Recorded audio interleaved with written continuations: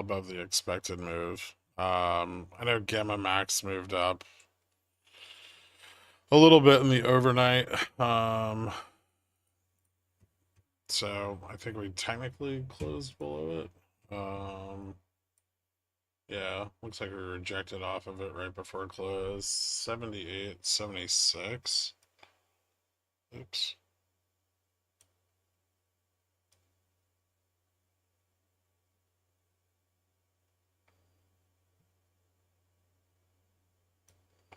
It's like right there.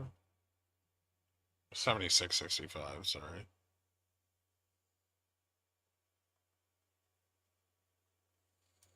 It's like right there.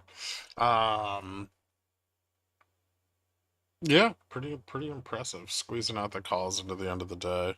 Big pump. Um, Obviously a lot of that on NQ. Dow and Russell trailing the move higher. Big drop in gold. Gold back to the 4,000 level, where it's probably going to pick up a bunch more buyers. Um, but shorts may come in and try to stuff that. So if I were trying to dip buy gold, I'd probably look toward 3,900 or something like that, with the expectation that trade negotiations don't go as planned, or the Fed doesn't cut, or the Fed does cut. Actually, both of those scenarios, I think gold probably does pretty well. Silver down pretty much equivalently, about 3.85%. Copper up. Obviously, improvements between U.S. and China trade will benefit copper. Dollar down a little bit on the day, but down against the yuan. Yields, the 2 and 5 bumped. There was a little bit of a tail on the 2-year. We set a new all-time high into close. That's about right there. Really no downside today, which is surprising, actually.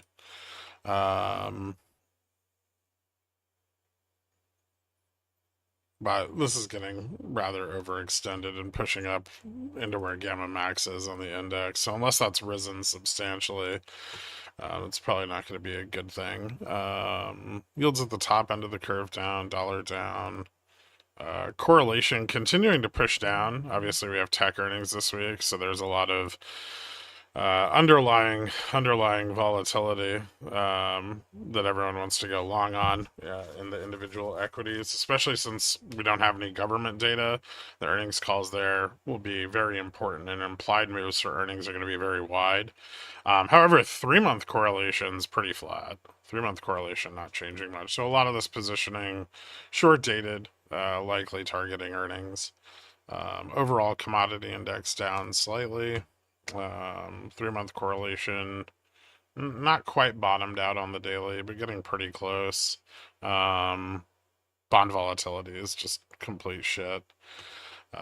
Leverage in the carry trade hasn't moved, and the 10-2-year really hasn't pulled back very much, but forward yield on volatility is down about negative 12.82%. So I would say that there's at least a pretty good indication that risk in the short vol trade is widening a bit. Definitely a little more so than it was like a week ago. So there's a lot of pressure on the short vol. Skewed down today. 20-day moving average is starting to advance over the 50. 200 days are moving up. So breadth looks pretty good. Increases in correlation here are a little strange, and kind of infer that we should be in a higher volatility environment than we are. And what we might be seeing is like arbitrage coming in, because the spread between IV and HV is currently so wide, which means that volatility on the front contracts has a chance to pop back up. Really not a lot of change in Fed fund futures. I guess a slightly reduced chance of a cut. The 10-2 is back below 50%, which is interesting. And the SOFR spread is still about 9 points. Leverage actually decreased today, which might also be another interesting thing to point out. I know we squeezed those upside calls into the end of the day, but overall, it looks like there was quite a bit of profit taking on the move up. So this may top out here. If we're looking at the technicals, there's a trend up here to the upside that we tested and closed slightly above. However, we will need to advance above that trend, with the next upside target being 69.10.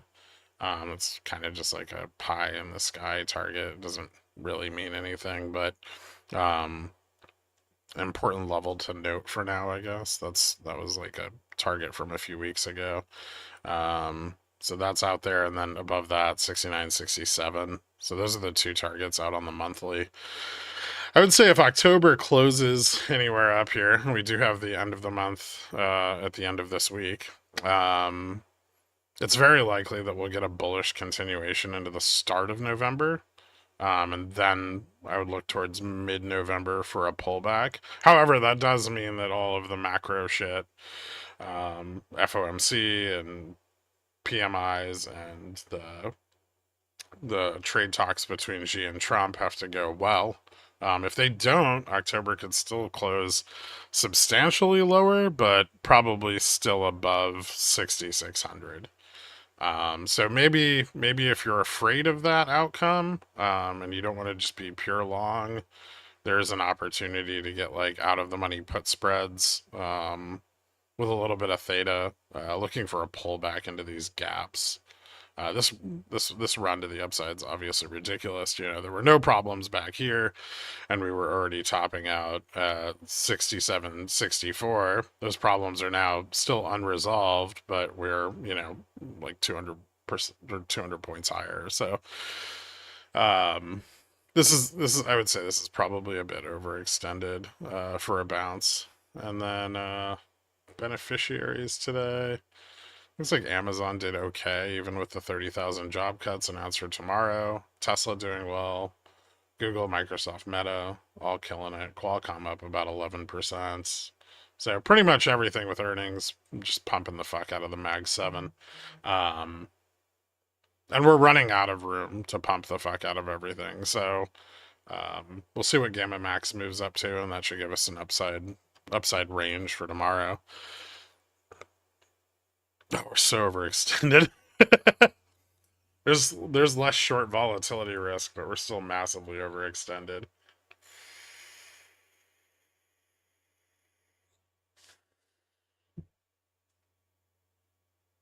I'd say we were running out of room last night, and then we go down. You just don't make money on the downside part. We were running out of room back at 67, 64, and then we went down 5%. Oh, and Q did. If you want to make money on the downside, that's when you have to do it.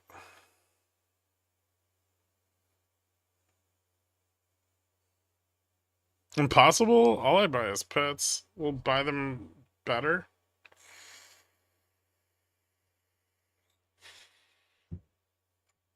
Running out of room just means that you've hit the top of the current positioning. It's not like running out of room permanently. M2 continues its pace of growth. So, I mean, if you're being super serious about it, then running out of room is not the top of the fucking market.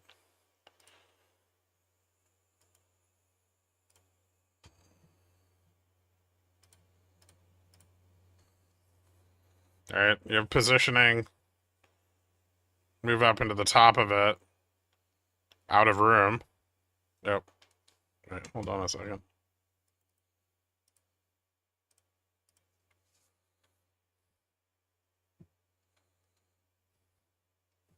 Then you pull back, and then this moves up.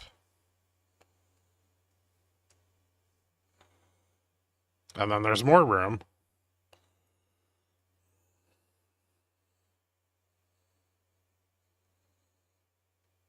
And then you have a new low that you need to break in order to realize any downside.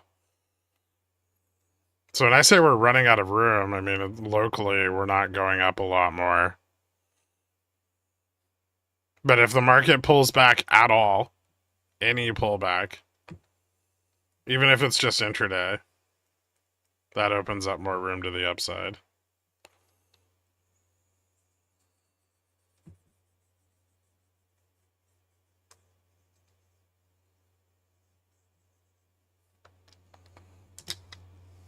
Anyway.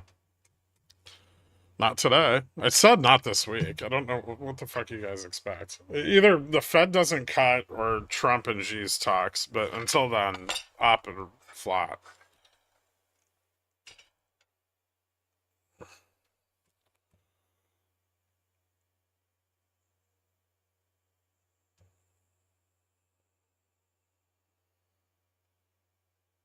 All right, later.